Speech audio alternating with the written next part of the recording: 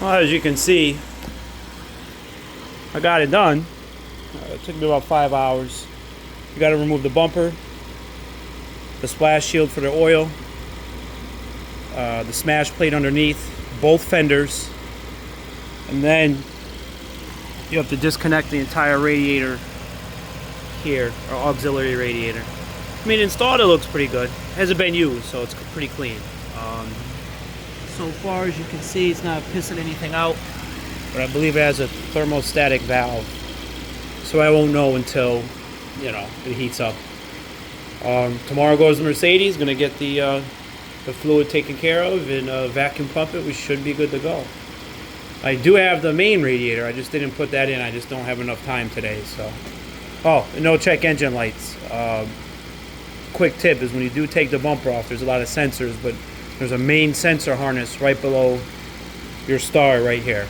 So when you take off your bumper, hold it, you can disconnect the main cable there, and it'll disconnect all the sensors for you. That's, you know, obviously if you have sensors, but that's your radars and IR, I believe, whatever sensors they are.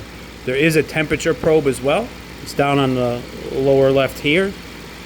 That you got to do yourself, but I think that's just for outdoor temperature. That's nothing big.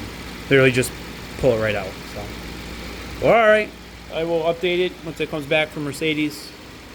Make sure it's working. I mean, obviously, it's in New England, so it's not going to be too hot yet. I won't be able to really test it out to the, I don't know, probably August. But you know, I think I have a week off coming up in about a month or so. I'll probably put in the main radiator, as long as this went well and didn't blow up, because I do need to put rock guards on it. As you can see, there's no rock guards. You can see how there's no rock guard here. I don't know, but just trust me, because I was told that the OEM rock guards right there could fit, but they definitely do not. So, you know, and actually when they put the rock guards in the OEM one, they had damaged the radiator. That's one of the reasons it was leaking.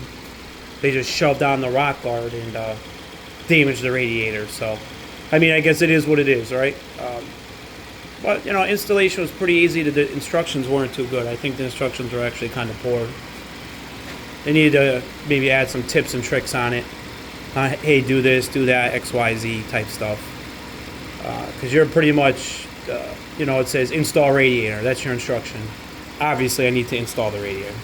So, but all right, you know, feel free to leave comments on the video. If you need anything I can give you advice with, I would.